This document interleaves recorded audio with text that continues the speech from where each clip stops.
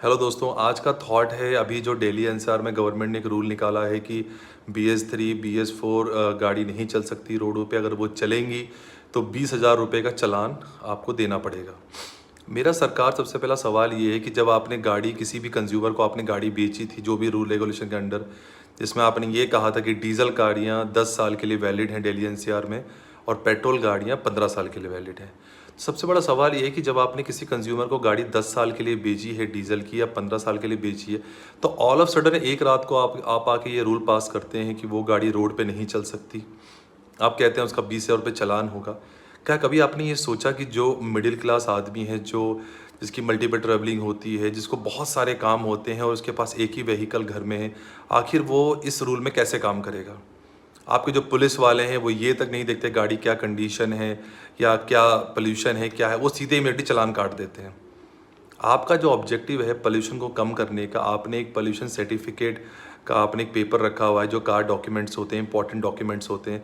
आप आखिर ये क्यों नहीं कर सकते कि उस बंदे का पोल्यूशन आप चेक कर सकते हैं?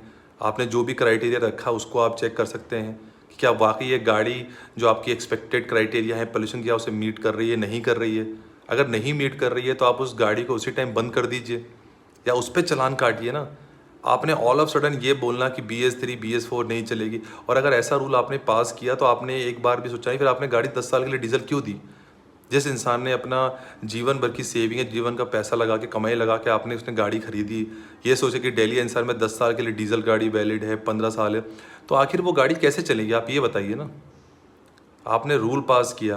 ट्रस्ट मी, अगर आप दिल्ली एनसीआर में आज भी घूमेंगे ना, आपको इतने सारे ट्रक मिलेंगे जो पोल्यूशन फैला रहे हैं रोड के ऊपर, और वो खुले आम चल रहे हैं। पुलिस वाले या कोई भी उनको थोड़ा बहुत ले दे के उस गाड़ी को जाने दे रहे हैं, उस पर कोई रेस्ट्रिक्शन नहीं है। पर एक मिडिल क्लास जो बेचारा जॉब के लिए अपनी गाड़ी लेके निकलता है, आपके पुलिस वाले से रोकते हैं, उसको चालान कर देते हैं 20,000 का या कुछ ले दे के छोड़ देते हैं। तो मेरी सरकार से बस ये रिक्वेस्ट है कि आप कोई भी रूल पास करते हैं, चाहे वो आप टैक्सेशन में कुछ भी रूल आप पास करते हैं, आप ज़रा ये सोचिए कि आपसे परेशान इस रूल से क्या वाकई आप पोल्यूशन कम कर रहे हैं या एक मिडिल क्लास को आप परेशान कर रहे हैं। क्योंकि ट्रस्ट मी, इससे सिर्फ एक मिडिल क्लास परेशान होता है जो इमीडिएटली कार नहीं खरीद सकता, जिसके पास दूसरी घर में कार नहीं है, वो कैसे काम करेगा। मैं रिक्वेस्ट करूँगा, अगर आपको वाकई पोल्यूशन कम करना है, आप उससे पोल्यूशन सर्टिफिकेट मांगिए। आप कुछ नए रूल लाइए कि अगर ये गाड़ी ज़्यादा कार्बन इमिशन कर रही है तो पोल्यूशन उसको इशू ना हो, तो वो ऑटोमेटिकली गाड़ी लेके निकलेगा नहीं। बट अगर किसी की गाड़ी वेल मेंटेन है, इंजन उसका है, ऑयल वो टाइमली चेंज करता है और उसके पास अच्छा खासा एक प्रॉपर पोल्यूशन सर्टिफिकेट है, तो प्लीज़ उसका चालान मत काटिए। और प्लीज़ प्लीज़ प्लीज़, इससे बहुत सारे लोग इफेक्टेड हो रहे हैं, इस रूल को चेंज करिए। धन्यवाद।